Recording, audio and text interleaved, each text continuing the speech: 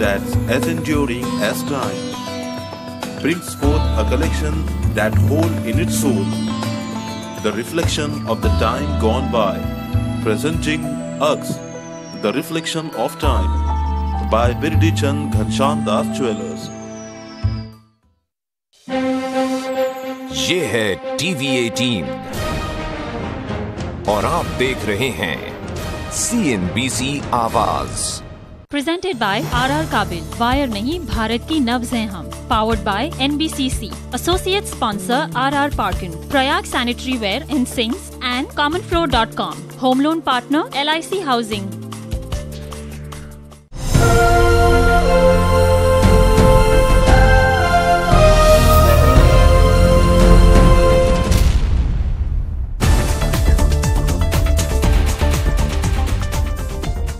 नमस्कार, good evening. आप सभी लोगों का तहे दिल से हम स्वागत करते हैं CNBC आवाज रियल एस्टेट अवार्ड 2014 में। ये शाम खास है क्योंकि आप सभी हमारे साथ जुड़े हुए हैं इस खास शाम में। रोटी, कपड़ा और मकान, लोगों की पहली जरूरत इसी से शुरू होती है। इसीलिए CNBC आवाज आज उन लोगों को सम्मान करने जा रहा है जो देश में हर किसी का घर का सपना पूरा करने में मददगार साबित होते हैं। बिल्डर्स और डेवलपर्स की इस खूबसूरत कोशिश को प्रोत्साहन देने के लिए हम हर साल रियल एस्टेट अवार्ड करते हैं। CNBC आवाज रियल एस्टेट अवार्ड का ये 9वां साल है। हम दिखाने जा रहे हैं एक झलक उस पूरी प्रक्रिया की जिसके पार है रियल एस्टेट का देश का सबसे बड़ा सम्मान। ये इमारतें नहीं हैं, जीती जागती कहानी है किसी की। कहानी उस सपने की, उस मेहनतकश की जो खुद के घर में जीना चाहता है। कहानी उस जज्बे की, उस बिल्डर की जो सपने को पूरा करना चाहता है। ये इमारत नहीं, इबादत है किसी की, जिनमें किसी के दिन, महीने और साल जाते हैं। और ऐसे ही बिल्डर्स, डेवलपर्स, आर्किटेक्ट्स और रियल एस्टेट से जुड़े लोगों को हम आपके सामने लाते हैं।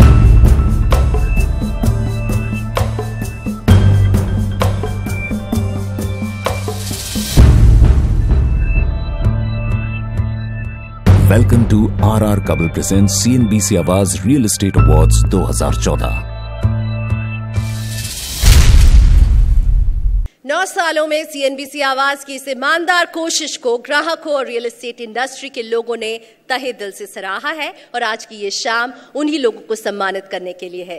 CNBC आवाज और CNBC बाजार के editor in chief Sanjay Puglia का नजरिया इस मामले में एकदम साफ रहा है कि CNBC आवाज की भूमिका ग्राहकों के हक की रक्षा करने की है। साथ ही CNBC आवाज रियल एस्टेट सेक्टर की हर ईमानदार कोशिश को सम्मानित करके ग्राहकों को फैसले लेने में मदद करता है। मैं संजय जी को मंच पर बुलाना चाहूंगी। आए इस अवार्ड के बारे में और ज्यादा बताएं, किस विजन के साथ इस अवार्ड की शुरुआत हुई थी, इस पर कुछ रोशनी डालें। Sanjay Puglia, editor in chief CNBC Awaaz और CNBC बाजार।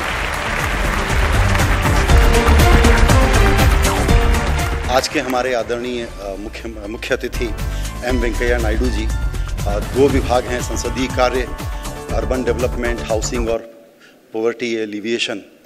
और इसमें एक बात कॉमन है कि दोनों में सर आपको फ्लोर मैनेजमेंट करना पड़ेगा। एक तो पार्लियामेंट में फ्लोर मैनेजमेंट है जो सत्ता पक्ष और विपक्ष के बीच है। दूसरा फ्लोर मैनेजमेंट इधर है जो दिल्ली में हम FAR बोलते हैं और मुंबई में FSI बोलते हैं। उसको बढ़ाने का एक सिंबॉलिज्म लेकर के मैं ये बात कहना चाहता हूँ। दिक्कत ये होगी सर कि वो वाला फ्लोर मैनेजमेंट तो जैसा होना है कभी एक हो नहीं पाएंगे ये लोग, सरकार और विपक्ष। लेकिन यहाँ जो स्टेक होल्डर हैं वो आपके नेतृत्व में एक होने का देश के सामने एक ऐसा बड़ा मौका है जहाँ 100 स्मार्ट सिटी बनाने का प्रोजेक्ट जो खास करके आपकी लीडरशिप में ड्राइव हो रहा होगा, एक बहुत बड़ी अपॉर्चुनिटी है। तो जब हम ये 9th अवार्ड कर रहे हैं उस मौके पर आपने इसको ब्लेस किया है, आपका बहुत शुक्रिया आज हमारे लिए समय निकालने के लिए। CNBC आवाज़ की तरफ से हम पूरे साल होम बायर की तरफ से खड़े रहते हैं और जो डेवलपर हैं उनके साथ हम लोग उनके तरफ से संवाद करते हैं। हमने सोचा कि ये एक ऐसा सेक्टर है जहां चैनल को आगे बढ़ करके एक ऐसा प्लेटफॉर्म बनाना चाहिए जहां जो नई प्रैक्टिसेस हैं, बेस्ट प्रैक्टिसेस हैं, उनको सम्मानित किया जाए, नवाजा जाए।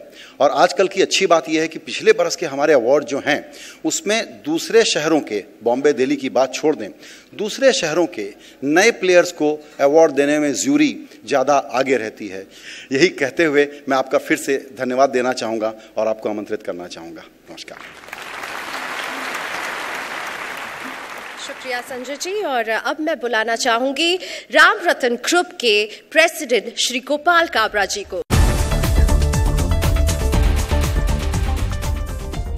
आप सबका मैं आरआर काबिल और सीएनबीसी की ओर से तहे स्वागत करता हूं। हम लोग 9 साल से इस अवार्ड को इसलिए किए जा रहे हैं कि बिल्डर लोग का एक सम्मान आम जनता में इसको यहाँ तक हम पहुँचाएं, कंज्यूमर में एक इस अवार्ड के कारण से जो आज बिल्डर की क्रेडिबिलिटी बढ़ती है। और ये सेक्टर, क्योंकि ये बहुत पुराना सेक्टर नहीं है, क्योंकि वैसे भी हमारी इकोनॉमी बहुत पुरानी नहीं गिनी जाती है और वैसे बहुत पुरानी भी है, तो इसको हम किस प्रकार से इसको सम्मानित किया जाए, इसलिए बिल्डर्स का हम अवार्ड करते हैं। इसका काफ़ी लाभ कंज्यूमर को भी हुआ है और बिल्डर को भी हुआ है। सभी विजेताओं को अग्रिम में बधाई देता हूँ। बहुत बहुत धन्यवाद। धन्यवाद श्री गोपाल काबरा जी इन शब्दों के लिए। भारत बड़ी तेजी से गांव से शहरों का देश बनता जा रहा है। जाहिर है गांव से शहरों के देश में बदलते भारत की सुंदर तस्वीर बनी रहे, इसके लिए अच्छे शहरों का बनना, उनकी योजना तैयार करना, उन्हें अमल में लाना बेहद जरूरी है। और इसीलिए नए बन रहे इंडिया की सरकार में शहरी विकास मंत्रालय का महत्व बहुत बढ़ जाता है। सीएनबीसी आवाज रियल एस्टेट अवार्ड के इस मौके पर अब मैं मंच पर आमंत्रित करना चाहूंगी देश के संसदीय कार्य और शहरी आवास विकास मंत्री श्री वेंकैया नायडू जी का। जोरदार तालियों से स्वागत कीजिए sir.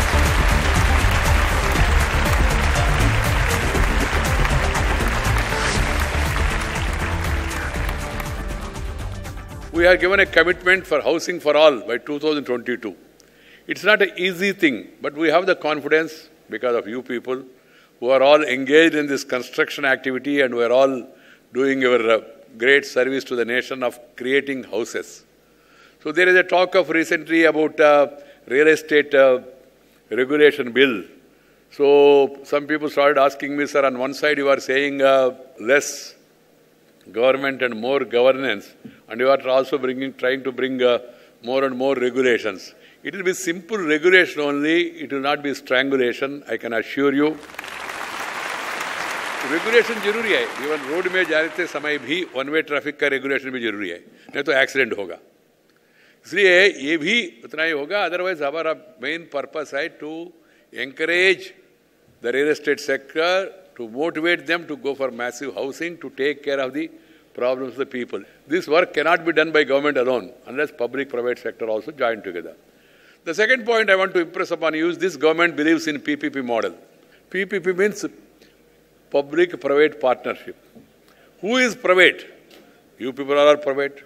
Who is public? You people are public. People who are all working for the country, they are all public only. I don't differentiate between public and private people because both of us are doing the same thing. So we don't have any hesitation in projecting that, yes, ours is a PPP model. Because the challenges are many. We are talking of the smart cities. We are talking of developing 500 cities which have got a population of 1 lakh and above. And then we have a problem of this housing for all. All these things, at least the development of cities will require at least 45 lakh crore of rupees. Where is the money? And you need a huge amount of money for even housing also, providing housing to all. So you need to encourage private investment. That's why FDI is allowed.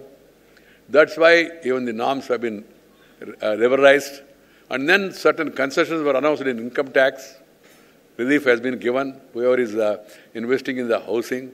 And also the limits of the FDI for which there are certain specifications made, they also has been liberalized. The idea is to encourage more and more people to join the effort of the government in creating housing. Unless the government still makes further concessions, it's not that much easy. And the housing sector has to be declared as a priority sector and there has to be a priority lending from the institutions, from the banks. Then only this will happen. Second one is about bringing down the interest rates. Unless the interest rates have come down, it is not easy to make the people to purchase the houses. Bringing down the interest rates is not that much easy, even if the government wishes also. So we are working on that to bring down the interest rates further so that more and more people can take housing loan and then purchase the houses, and then the buoyancy created in the market. That is another one is FSI, FAR. The other one is, as I told you, giving it priority sector status and then pumping in more money from the financial institution to the housing sector. And the third one is bringing down the interest rates. So we are working on these three. Friends, it really gives me great pleasure to be among you today in this significant real estate award ceremony. I have been told that nearly 12,000 projects were scrutinized by an esteemed jury to shortlist the awardees. I congratulate the jury for successfully completing this challenging task. And I also would like to compliment the CNBC Awaaz for taking up this good program of recognizing people who have done a great job in their respective fields. And for the last 9 years, this real estate awards function, you have been continuously doing it. For that also, I would like to congratulate and compliment the CNBC Awaaz channel. I would like to compliment from the bottom of my heart all of the award winners today. Thank you very much. Namaskar. Jai Hind.